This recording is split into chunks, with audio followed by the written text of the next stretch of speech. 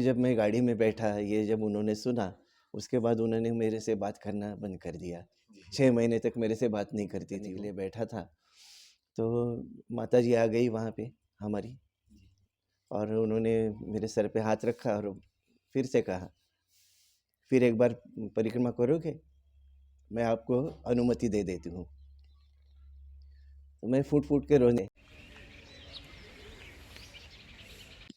आज माँ नर्मदा के पावन तट बाजीराव पेशवा समाधि स्थल रावेरखेड़ी और महानंद आश्रम में हम हैं। और आश्रम में आज नर्मदा परिक्रमा करते समय नर्मदा परिक्रमा पथ पर ही हमारी भेंट होती है श्री आदरणीय उदयन आचार्य जी महाराष्ट्र से, जिनके बारे में अभी तक मैंने बस सुन रखा था। इनकी पुस्तक मैंने पढ़ी है, जिसका हिंदी रूपांतरण महाराष्ट्रियन भाषा से सीमा चौधरी जी ने किया है। आज नर्मदा के पथ पर उनका दर्शन करने का हमें सौभाग्य प्राप्त हुआ। मात श्री नर्मदे हर। तो सबसे पहले तो परिक्रमा के ही बारे में आपसे चर्चा करेंगे कि आपकी परिक्रमा कब प्रारंभ हुई। इस साल तो 18 तारीख को हमने परिक्रमा 18 तारीख को परिक्रमा शुरू की है लछौरा से। हाँ, जो हरदा टिमरनी है ना, उसके पास लछौरा है वहाँ पे। और उसका कारण भी ऐसा है, 2-3 कारण है ये परिक्रमा के, कि हमारे गुरुजी जो थे राज नरहरि गिरी जी, तो वो एक बार मुझे बोले थे कि एक परिक्रमा हम लोग साथ में करेंगे। तो उनकी चरण पादुका लेके अभी मैं उनके साथ ही परिक्रमा कर रहा हूँ, ये मेरी भावना है। दूसरा तो वहाँ पे जो आश्रम निर्माण हो रहा है लाचौरा में, तो वहाँ पे भूमि पूजन होने के बाद वहाँ से ही संकल्प लिया और फिर वहाँ से परिक्रमा शुरू की, क्योंकि मैया के किनारे जो स्थान ग्रहण करना है वो तपस्या से ही ग्रहण करना चाहिए, क्योंकि वो खुद तपस्विनी है। इसके ये परिक्रमा कर रहा हूँ। इससे पहले भी आपकी परिक्रमा हुई?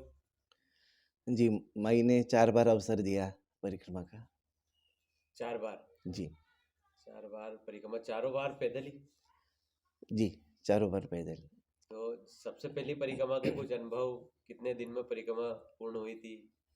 पहली परिक्रमा तो मेरी ठीक से नहीं हुई थी जी क्योंकि ज़्यादा भीड़ इकट्ठा की थी मैंने साथ में, जी तो हर एक का ख्याल रखते रखते फिर अनुसंधान छूट गया, गाड़ी में बैठना पड़ा, क्योंकि किसी की तबीयत खराब हो रही थी, किसी का कुछ हो रहा था। जी। तो वो मैं मानता हूँ कि वो परिक्रमा ठीक से नहीं हुई। परिक्रमा तो हुई, पर जो संकल्प अनुसार पैदल परिक्रमा का जो संकल्प होगा वो टूट गया। परिक्रमा तो पूर्ण ही वाहन से हुई कैसे भी, जी क्योंकि कहते हैं कि माई के पथ पर आने के बाद हम कुछ भी सोचे पर होता वही है जो मैया चाहती है। जी, बिल्कुल बिल्कुल। पहली परिक्रमा के बाद फिर दूसरी परिक्रमा? फिर हमारी माताजी मुझसे बात करना बंद कर दी जी कि पहली परिक्रमा में जब मैं गाड़ी में बैठा, ये जब उन्होंने सुना, उसके बाद उन्होंने मेरे से बात करना बंद कर दिया। 6 महीने तक मेरे से बात नहीं करती थी वो, कि गाड़ी में क्यों बैठे।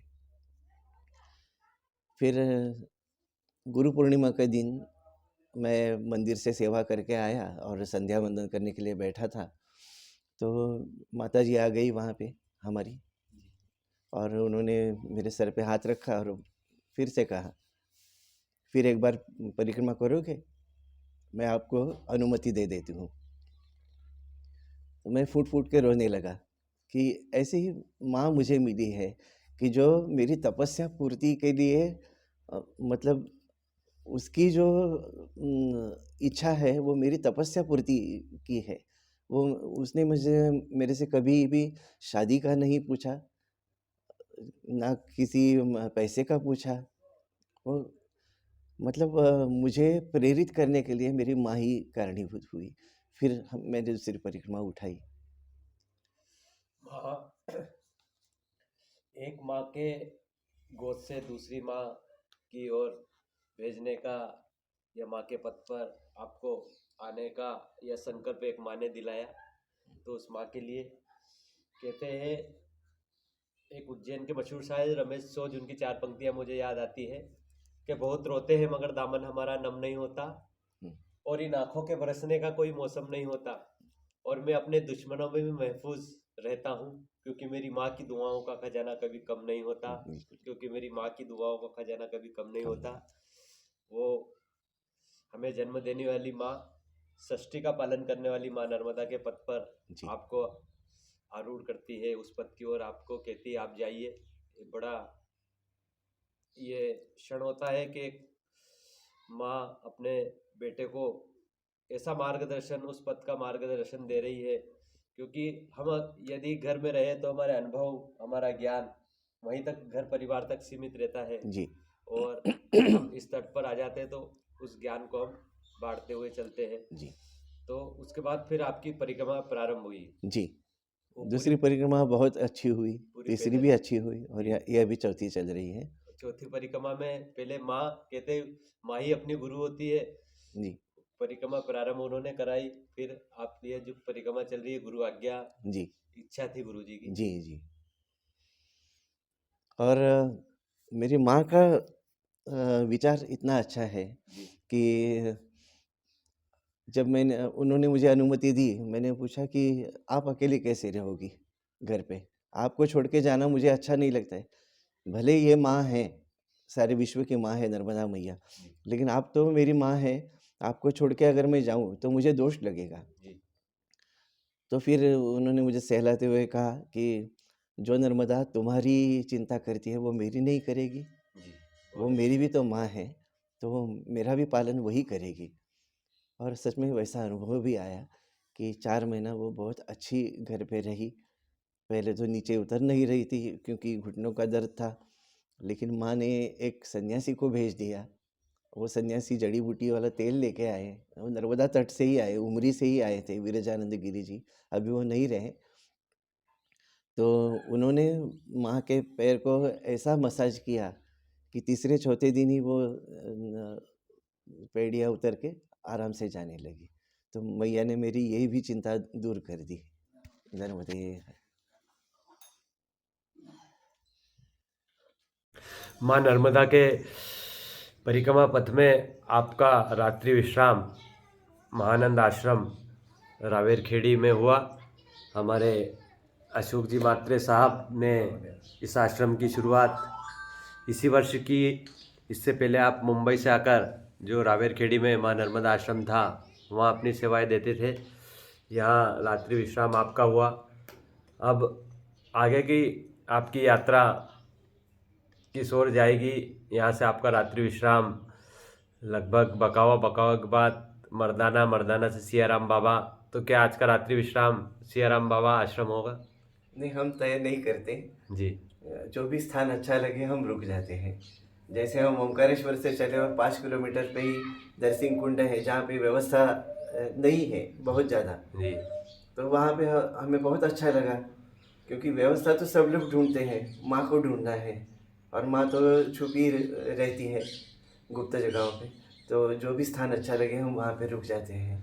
तो ऐसा तय नहीं किया कि कहाँ जाएंगे। बहुत अच्छी बात, क्योंकि परिक्रमा में आए हैं तो व्यवस्थाओं को तो हम घर छोड़ के आए हैं, और यहाँ भी हम व्यवस्था को नहीं ढूंढ रहे। शांति का स्थान, अध्यात्म, जहाँ अपने मन को अच्छा लगे उस स्थान को हम देख रहे हैं। तो ये भी बहुत अच्छी बात है कि जहाँ मन हो जाए वहाँ रुकना है।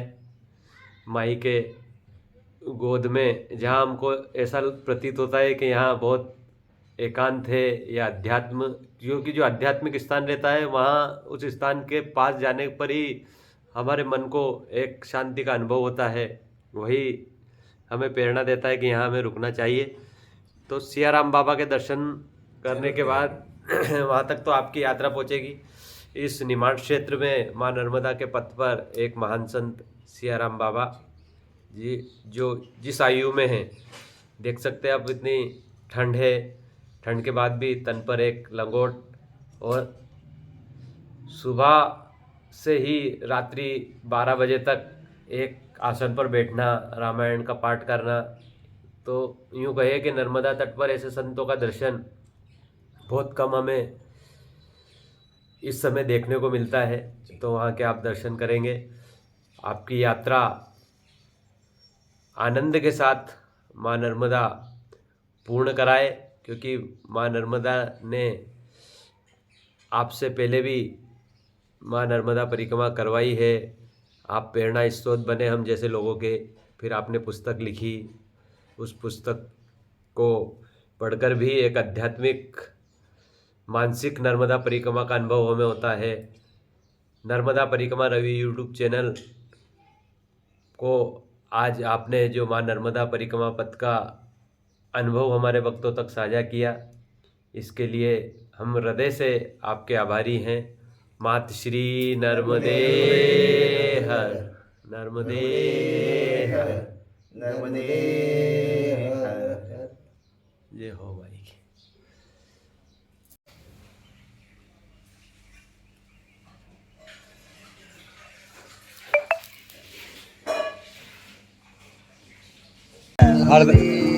हरदा जिले से लगी 2 घंटे से रावेत।